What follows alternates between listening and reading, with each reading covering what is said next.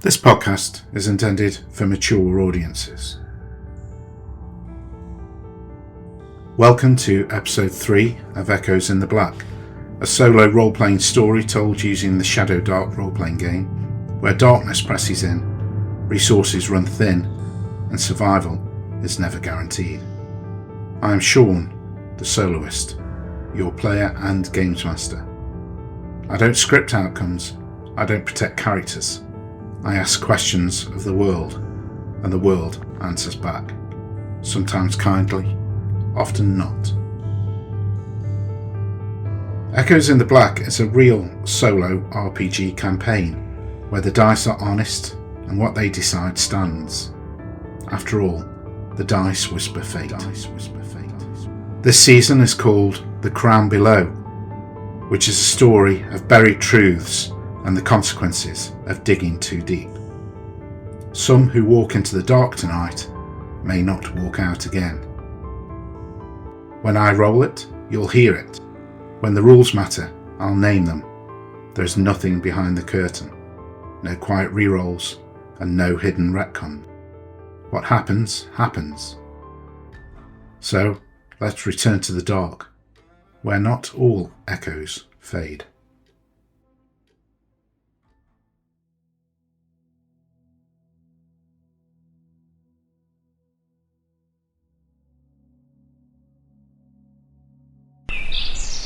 There was a forest, not a friendly one.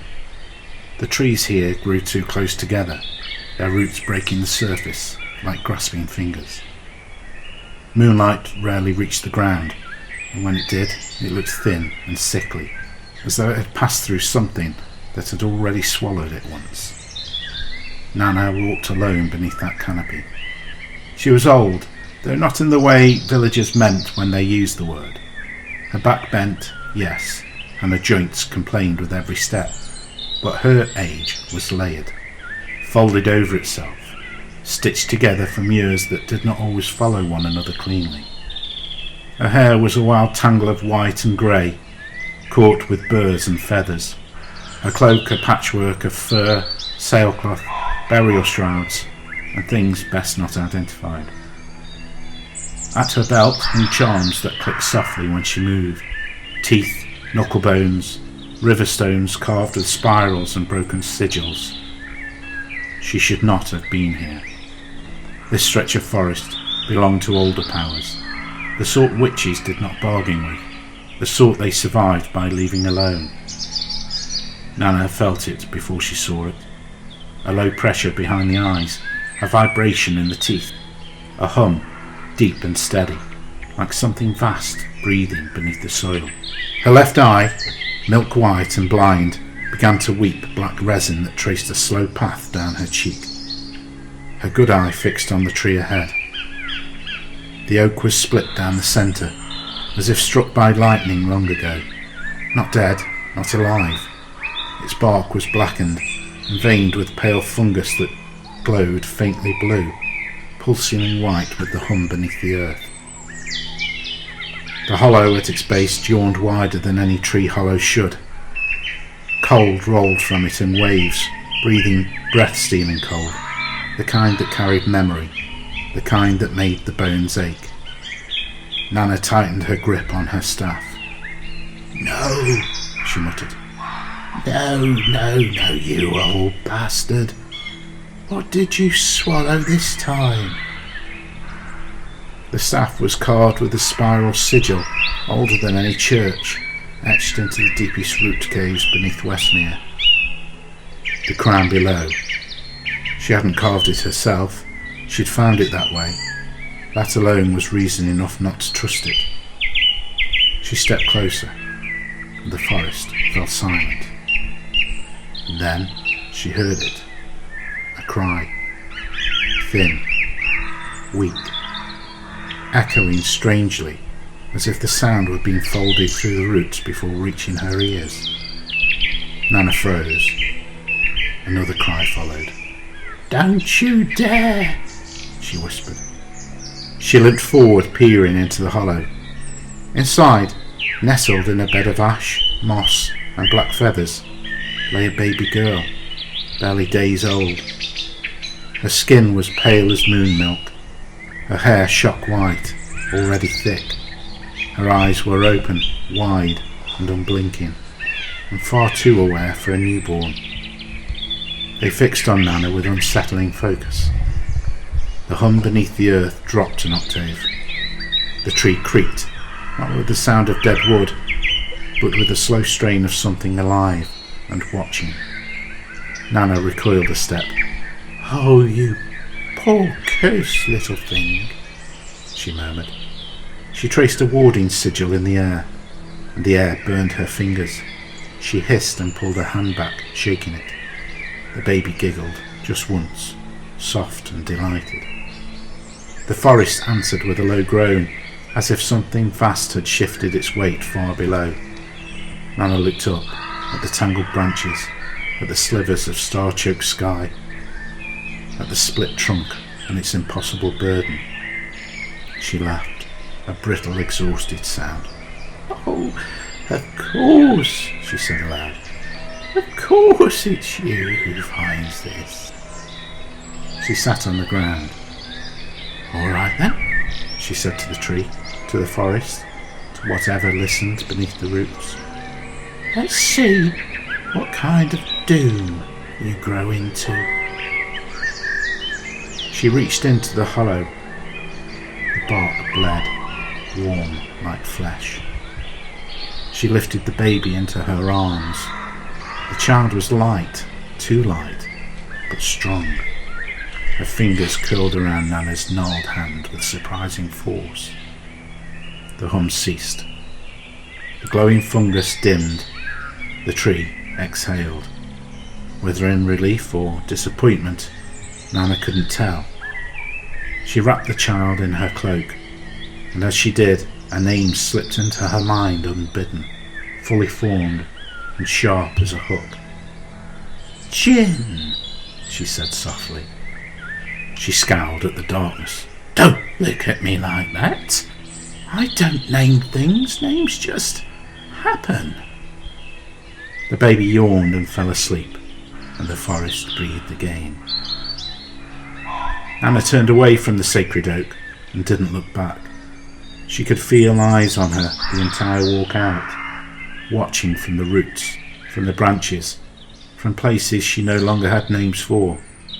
And somewhere, deep beneath the soil, something shifted and waited.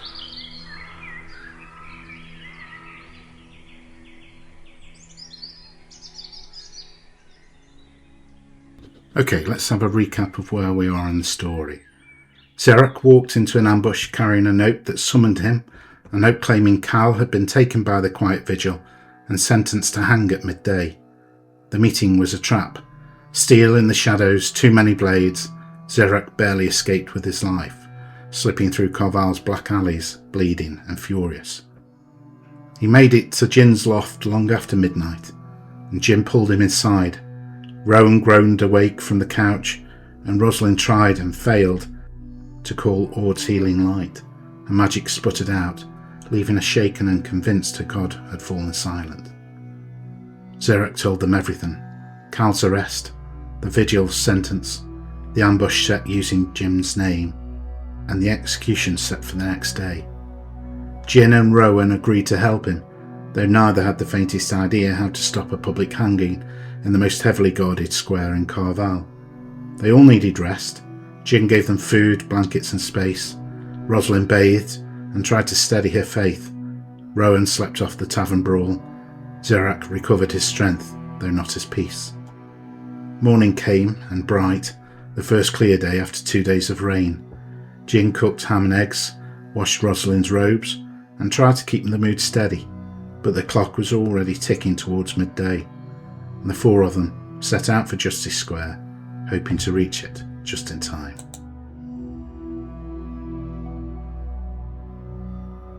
Okay, so as the characters leave the safe house and head for Justice Square, let's roll to see if there's any change to the scene. We're going to use the Mythic Games Master emulator, where you will roll a d10 to see if the scene is modified in any way, and typically roll equal to or lower. Sorry, roll equal to or higher to see where you will roll equal or higher and there'll be no change to the scene. So we'll declare the chaos factor such as it is at 5. So roughly a 50-50 chance, and there's a 1, which is an odd number, and that means an altered scene. So let's use the resources available to us in the Shadowdark rulebook, which contains many different encounter charts and random event charts. I'm going to roll on the Something Happens chart, which can be found on pages 118 and 119 of the rulebook. So I'm going to let the dice whisper the character's fate, and we get a 71, which is a stampede of wild animals burst into view. Well, I doubt there are wild animals loose in Carval. Not impossible, I suppose, but just for the purposes of this scene, I guess there are animals being brought to market on a potentially daily basis, so I guess this is one of the market days in Carval. And let's imagine the characters are moving through this low district of Carval towards Justice Square, when from the side of a road there's a panicked farmer being chased by a herd of 30 plus cows, intending to take them to market, but obviously something has spooked them, and now there's a stampede of cattle through the streets. And the question is, does this delay the characters getting to Justice Square where the hanging is? I'm going to say unlikely. These are adventurers after all, and a herd of stampeding cows shouldn't be a massive impediment to them. So we'll roll on the Oracle chart with 2 d20s, and we're going to take the lowest roll, which gives us the best chance of a no answer. Okay, that's a 19 and a 12, so the answer is yes. The Oracle says yes, and with a 19 that's quite an emphatic yes. Not quite a 20, which would be an extreme yes, but there must be a lot of cows who are mooing and filling the street where the characters are trying to find safe passage to Justice Square. So with the street shaking from the thunder of 30 panicked cows, they don't want to be delayed, but there's every chance they will be. So let's say that the characters all try and sprint or otherwise negotiate their way around this stampede to get to Justice Square. So we'll give a dex check, I think. And we'll start with Rosalind, who is +1. So I think the difficulty level we'll set is 12. So it's a d20 +1, and that is a 5. +1 is 6. So Rosalind gathers her robes and her fists and tries to slip between 2 overturned carts, but a cow has smashed one of the wheels clean off, blocking the gap. She skids to a halt, breath catching, forced to scramble around the wreckage. Okay, Jen, who has a dexterity of 12, so she is +1, and that's a 10 for an 11, so she fails. Jen darts forward, cloak snapping behind her, but the cobbles are slick from the rain. Her foot hits a patch of mud, her balance goes, and she slams shoulder first into a stack of crates. A sharp gasp and a muttered curse. She's up again, but lost precious seconds. Okay, Rowan. Let's see if he can do any better. He's also +1. And that is a natural 1. Rowan charges forward with all the confidence of a man who has absolutely not slept off last night's ale. His boot hits the mud, he slides, and he goes down hard, face first, arms flailing, landing in a puddle with a wet slap that echoes off the walls. "I'm fine," he shouts, spitting out mud. "Totally fine." And that leaves us with Zirak, whose dexterity is 10, so he gets no bonus to this.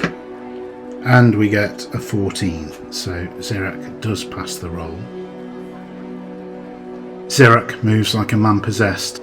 He leaps over a broken cart, vaults a fallen barrel, dodges a scattering of apples rolling across the street, and a cow bursts from the side alley, nearly clipping him. But he twists aside with a soldier's instinct and keeps running. He doesn't look back. Justice Square is ahead. The crowd, the gallows, the noose already being prepared. Zirak reaches the edge of the square just as the bell begins to toll for midday. He made it. The others are still fighting their way through the chaos behind him, but Zirak stands at the edge of the crowd, chest heaving, eyes fixed on the platform. He is just in time. The square opens before him, the wooden gallows at its centre, stark and angular, still damp from the night's storm. The noose hangs motionless, a pale loop against the bright blue sky. The crowd has already gathered, a sea of bodies pressed shoulder to shoulder, merchants, vagabonds, curious onlookers, and those who simply crave spectacle. Their voices form a low, uneasy murmur. There's no joy, but no outrage either. Just a heavy collective dread, the kind that settles over a city used to seeing its own punished. Standing upon the platform is a young priest of Ord, her purple robes hanging heavy, damp at the hem. Her hood is drawn low in respect, or perhaps to hide her nerves. She is alone. No senior clergy have come, not for a rushed execution like this. On the platform with her, a city official in an elegant velvet cloak and a foppish hat. He seems to be grinning, enjoying his moment in the spotlight. 2 soldiers stand either side of the noose. Holding back the crowd are a phalanx of city watch with halberds. They look bored, uneducated and brutal. A hush ripples through the crowd. 2 quiet vigil agents emerge from the courthouse doors, iron wardens of the vigil, the public face of the vigil's brutality. Heavy black boiled leather cuirasses over their coats, half helms with a downward slanted brow, thick belts hung with manacles, hooks and weighted cudgels, and boots that sound like hammers on stone. From behind the gallows platform they flank a man whose hands are bound before him, a hood covering his face. He walks under his own power, refusing to let the crowd see him falter. Shaking himself free from the grip of the vigil, he is led up the steps. Zirak forces his way through the crowd, breath ragged, heart pounding. He can hear the murmurs, the jeers, the rustle of shifting bodies. Somewhere behind him, Rowan, Jin and Rosalind are still fighting their way through the chaos of the stampede, but Zirak has no time to wait. He reaches the front just as the quiet vigil steps aside and the condemned man is brought into view, hooded, hands bound, clothes torn. The noose is lowered around his neck by one of the soldiers. The lone priest steps forward, lifting her hands. Her voice is soft and trembling, but clear enough to carry across the square. Ord the unbending, Ord the wise, Ord the keeper of secrets. Hold this soul in equilibrium. Let truth weigh his heart, and let balance guide his passing. She bows her head. The city official steps forward. He unrolls a parchment, clears his throat, and reads in a clipped, emotionless tone. Karen Voss, you have been found guilty of sedition, conspiracy, and the withholding of vital information to the security of Carval. Your sentence is death by hanging. May the Protector's justice be swift. He rolls the parchment closed and gives a single curt nod to the soldier at the lever, who places both of his hands on the wooden handle. The condemned man lifts his chin. Okay, the others haven't reached the square yet. I'll wonder what Zerak will do. I think he is going to try and control himself, because it would most likely be suicide to try and intervene. But his anger might get the better of him, and his orc side come through. He can feel a red mist coming down over him, and a low guttural growl starts. He'll need a wisdom check at a pretty high difficulty to stop himself doing something rash or maybe even stupid. Let's say a DC 15 check. Okay, let's see what we get. Okay, he's rolled an 18. Well, that could have been messy, but he has managed to control his anger and his emotions. Okay, Cal is about to drop through the trapdoor of the gallows. Let's give him one chance of something extraordinary happening. I'll roll on the Shadowdark Oracle table with a disadvantage for a yes answer. So that's 2d20. Okay, a 17 and a 9. That was close, but nothing is stopping this execution. Zerak pushes forward, but the guards block him with crossed halberds. He can only watch. The trapdoor creaks. The crowd leans in. The lever drops. The body falls. There is a strangled gasp, a violent jerk, and then stillness. The vigil moves quickly, cutting the rope and hauling the limp form onto the back of a waiting cart, at which the crowd erupts, some cheering, some turning away, some whispering that justice has been done. Zerak stands rooted to the spot. Behind him, the sound of hurried footsteps cut through the noise. Rowan bursts through the press of bodies first, panting, mud still streaked across his face. He skids to a stop beside Zerak, eyes darting to the gallows. Tell me we didn't miss it. Zerak doesn't answer. Rowan follows his gaze, sees the empty noose swaying gently in the breeze, and his expression collapses. Oh, may Ord look over him in the dirt and beyond. Jin arrives next, pushing past a pair of Gorkas with a sharp elbow. She takes one look at Zerek's face, and then at the platform. Bastards, she whispers. Rosalind is the last to reach them, breathless. She sees the gallows, the vigil, the crowd's shifting mood, and a hand flies to her mouth. Lord have mercy. The four of them stand together in the square, swallowed by the noise of the crowd, but wrapped in the silence of their own. The cart with Cal's body and two members of the vigil trundle away down the main street. The crowd begins to break apart. Only the swaying noose and the echo of the bell, and the tower tolling again a single chime of doom. Zerak stands motionless. Rowan and Jin hover close, unsure what to say, and Rosalind steps forward. Her eyes are unfocused, her breath shallow. Something is wrong, she murmurs. Jin frowns. Because they killed an innocent man? Rosalind hesitates just for a heartbeat and then nods. Yes, that must be it. A life taken unjustly. It leaves a wound, I can feel it. But this death, it feels wrong in a way I can't explain. Okay, the characters are together. They failed to stop the execution of Cal, not that they had much chance. That is Zerek's contact in the Ashen Vale, so where can they turn now? Let's roll the next scene to see what happens next and where the story might take us. I'll soon be looking at what the title The Crime Below means and how one or more of our PCs might be linked to it. I've got a few ideas, but that's all it is at the moment. I'm adamant I want this story to grow and evolve almost organically with each episode, as told by the dice, but I do want this thread running through it, using the title of The Crime Below, though I don't know what that means yet. In fact, let's talk about the threads, which we need to list for the purposes of the Mythic Games Master emulator. So, the threads we have so far are The Crime Below.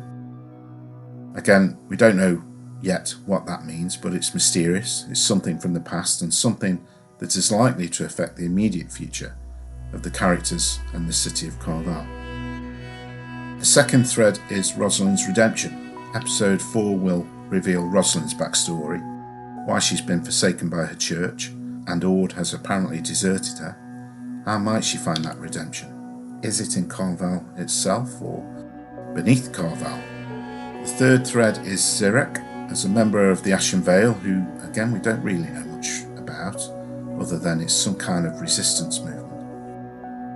He is looking to plot, along with the Ashen Vale, to bring down the Lord Protector, but as a Knight of St Idris, why is he driven to achieve this? As a cursed knight of St Idris, the Unholy, the Possessed, he embraces darkness in order to fight it, cleansing evil with a flurry of steel and forbidden sorcery. So why is a Knight of St Idris driven to achieve this? Fourth, we have Rowan's story. Why is he now too often consumed by drink? What did he do to get thrown out of the army? Or did he in fact desert? And finally, Jin. Okay. Not sure about Jin yet. Despite her young age, she seems to be the glue that bonds this disparate group together. Where she ends up, well, the dice will whisper her fate as well. Okay, let's roll for that random event. I don't yet know what happens, so let's roll, and we have a 68, and that is a PC positive. Well, let's get a prompt for how we interpret it. Okay, that's a 64, Warn, and 29 is Discovery. Okay, I'll take a little to think about. Let's say a cloaked figure bumps into Zirak and gives him something before becoming lost in the crowd, perhaps even palms it to him. And let's say it's Discovery. Let's say it's a partial map, perhaps wrapped around an old rusty key. I like that. Let's go with that.